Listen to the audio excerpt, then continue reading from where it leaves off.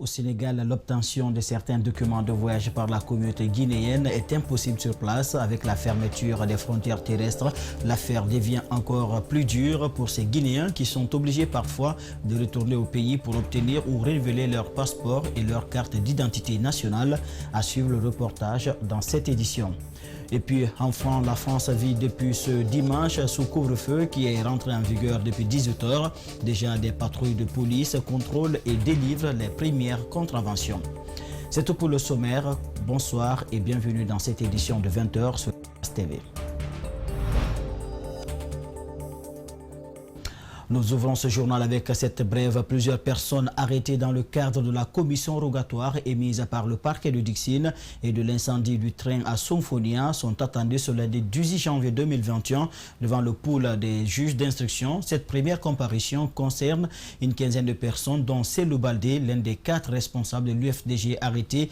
Les violences post-électorales, apprend-on auprès d'une source proche du dossier. Selon le site africaguinée.com, Cellou Baldé, responsable des fédérations de l'UFDG à l'intérieur du pays, a été accusé de détention et fabrication d'armes après son examen devant les officiers de la DPJ. Nous y reviendrons dans nos prochaines éditions d'information.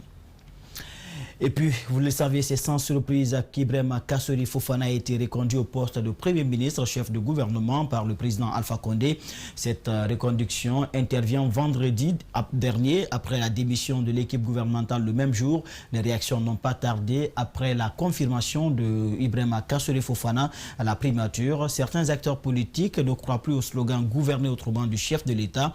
D'autres, par contre, lui accordent le bénéfice du doute. Mamadou Kalisso, Ibrahima Sori Kamara.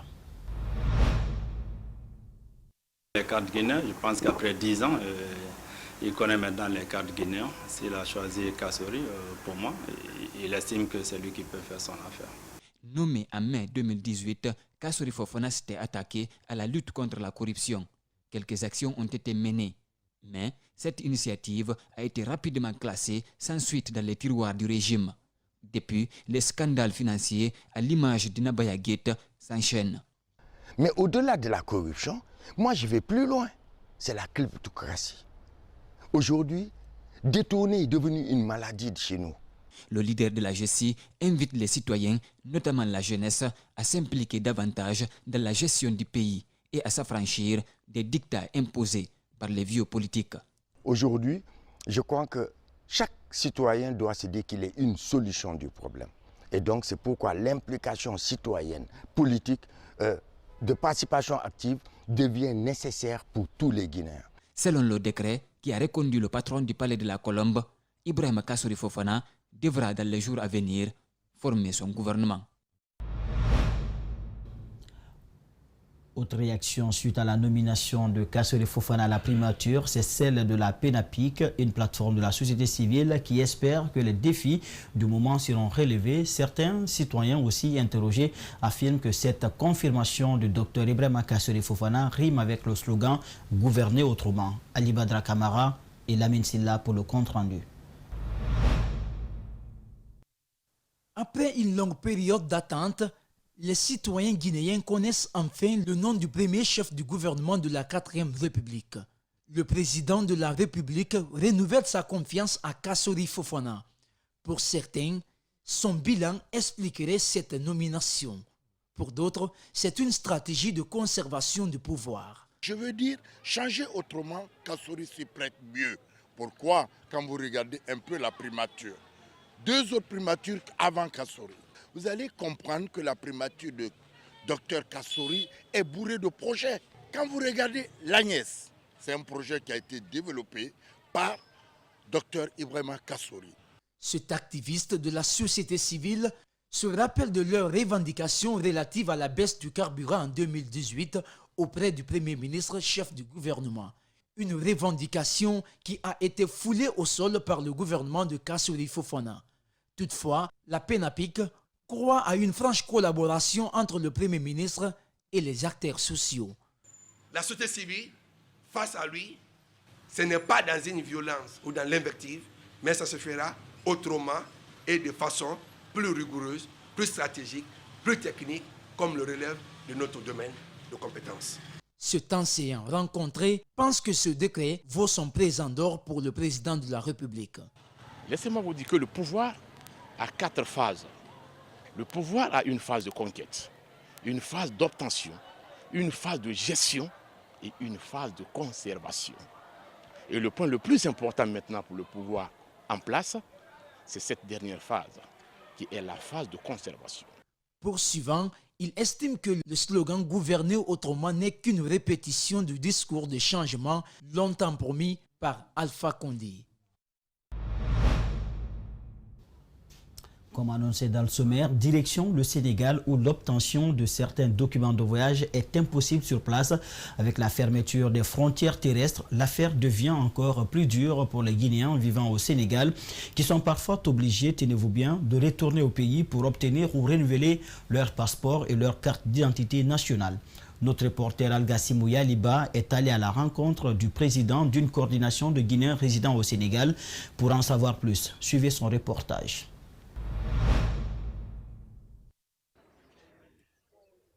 Loin de leur pays, ils sont nombreux ces Guinéens à souffrir de la non-disponibilité du passeport biométrique et de la carte d'identité nationale au niveau de leur ambassade au Sénégal. Pour ces Guinéens de la diaspora, l'obtention de ces documents de voyage est devenue un parcours de combattants. Leur présence à Conakry est devenue obligatoire et la crise sanitaire complique davantage les choses pour ces Guinéens. Si passeport sa ha to jine dum ko ma ya ha Conakry si sanza dum hino satti. Si ta carte d'identité nationale ou ton passeport expire ici, tu es obligé d'aller en Guinée pour les renouveler. C'est très difficile. Il y a des millions de Guinéens ici, dépassant même certaines régions de la Guinée. Cela fait que beaucoup de nos compatriotes ont des problèmes ici. Ils se disent qu'aller jusqu'à Conakry pour obtenir ces documents, c'est coûteux. Pourquoi ne pas prendre les papiers sénégalais? Ils se lancent dans cette procédure et finalement, ils se bloquent et se retrouvent avec de faux papiers.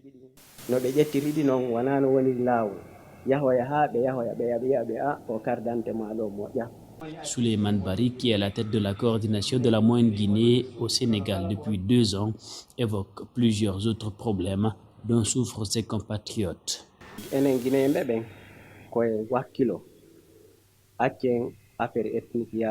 Que chaque Guinéen redouble d'ardeur pour lutter contre l'ethnocentrisme. Moi, je ne condamne pas les gouvernés. Nos dirigeants sont à la base de tous nos problèmes.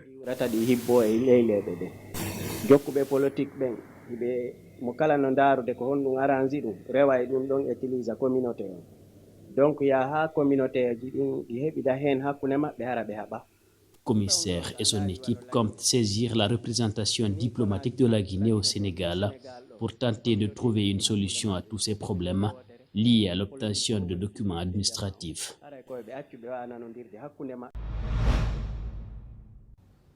Un reportage signé Algassimou Yaliba. L'école primaire où Alpha Condé a fait ses études primaires, nous nous y sommes rendus, tenez-vous bien. Elle se situe dans la commune de Kaloum et se nomme École primaire du centre. C'est dans cette école également que Baïdi Aribo, l'actuel vice-gouverneur de la Banque centrale, a fait ses premiers pas. Malgré cela, l'école se trouve presque à l'abandon. Devant cette réalité, l'artiste André Flamy a décidé d'apporter son soutien. Alseni Bari, Yacouba Traoré. Nombre de personnes passent ici sans l'apercevoir. Créée le 12 octobre 1902, c'est l'une des toutes premières écoles sous l'ère coloniale. Dans cette école primaire du centre, le président de la République a articulé ses premières syllabes en français. Dans ces 2 bâtiments, il n'est pas le seul. Baïdi Aribo, vice-gouverneur de la Banque centrale, la directrice générale du port, tous y ont fait leur premier pas. Tout un symbole. Ce que j'ai aujourd'hui pour ces gens, c'est de penser qu'ils ont passé par cette école. Grâce à cette école, aujourd'hui, ils sont là où ils sont. Donc, qu'ils viennent vers nous, parce que ce sont eux qui peuvent venir maintenant vers nous. L'école primaire du centre est aujourd'hui mise aux oubliettes. Toutefois, certaines personnes de bonne volonté, comme André Flamy et Wa Africa, tentent de maintenir la flamme allumée avec la peinture, les kits sanitaires et la rénovation des tableaux. À travers ce projet, on veut rendre l'environnement d'études pour les enfants beaucoup plus attrayant, beaucoup plus agréable.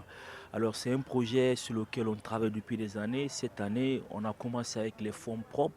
Évidemment, il y a WAFrica qui est venu avec nous, mais l'idéal, c'est qu'on crée un environnement attrayant pour les enfants, ce qui fait qu'on a commencé la peinture, on va reprendre tous les tableaux et éventuellement installer les dallettes dans cette école.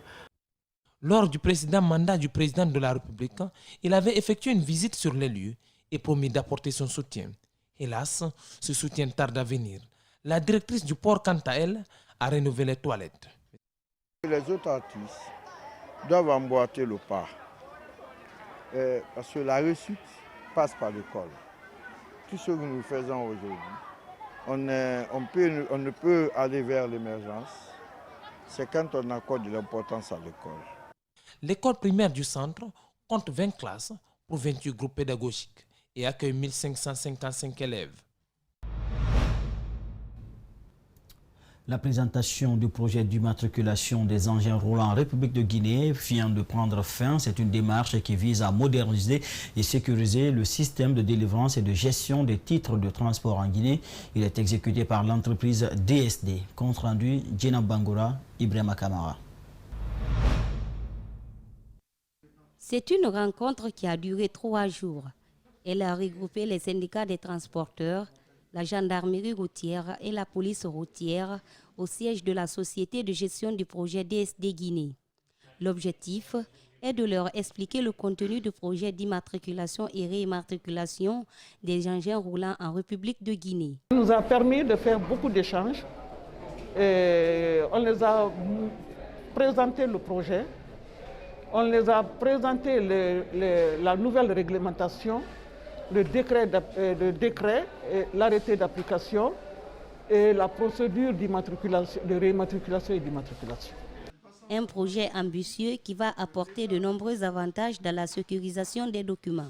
Pour les usagers, c'est la sécurité, fini avec les faux documents, fini avec les fausses plaques et également fini avec cette longue queue pour se faire immatriculer.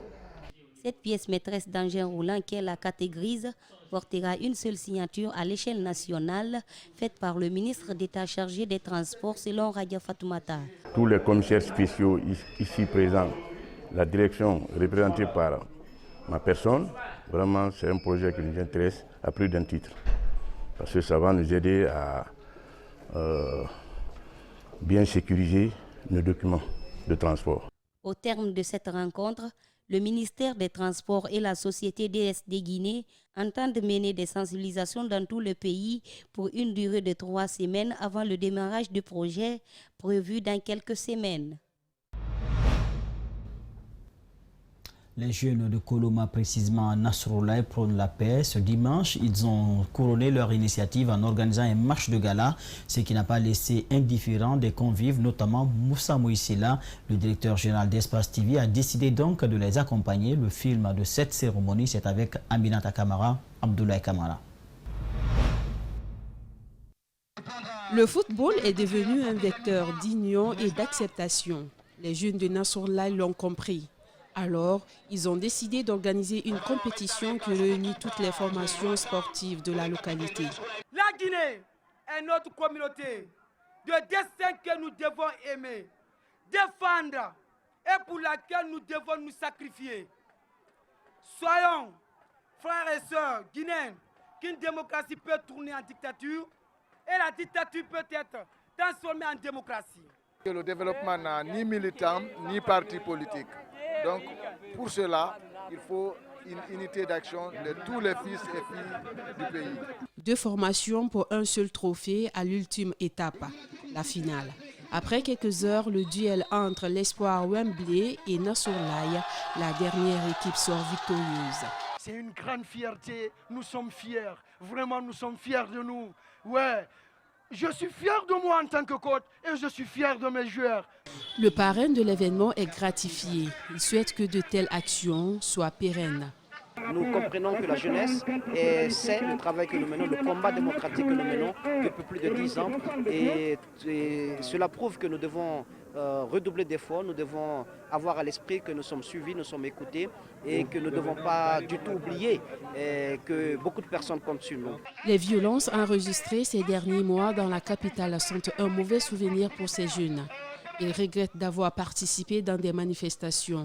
Aujourd'hui, ils veulent pleinement s'impliquer pour le développement de la Guinée. Ailleurs dans le monde, en France, des patrouilles de policiers contrôlent et délivrent une première contravention à l'entrée en vigueur du couvre-feu à 18 h dans le quartier de la Contrescarpe. J'y arrive à Paris. Djibril Ba commente les images de nos confrères de l'AFP. Couvre-feu généralisé à 18 h depuis samedi pour 15 jours au moins et contrôle aux frontières renforcé. C'est l'effet de la décision de Jean Castex. Il a dévoilé jeudi de nouvelles restrictions pour freiner la propagation du coronavirus en France et annoncé un élargissement de la campagne de vaccination de lundi. Le 14 janvier dernier, le Premier ministre a annoncé l'avancée du couvre-feu de 20 h à 18 h sur l'ensemble du territoire métropolitain à partir du samedi 16 janvier 2021 pour une durée minimum de 15 jours. L'objectif du couvre-feu est de limiter les rassemblements durant lesquels les mesures barrières sont moins bien appliquées où le virus circule rapidement tout en limitant l'impact sur l'économie déjà mise à rude épreuve par l'épidémie. Les sorties et déplacements sans attestation, dérogations sont interdits de 18 h à 6 h sous peine d'une amende de 135 € et jusqu'à 3 750 € en cas de récidive. Les établissements autorisés à ouvrir ne pourront plus accueillir de public après 18 h.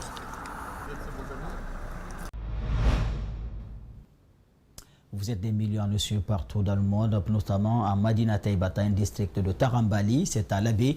Merci de votre fidélité. C'est la fin de ce journal coordonné par Djibril Ba, dirigé à la technique par Aboubakar Foutessouma et Salimou Fofana.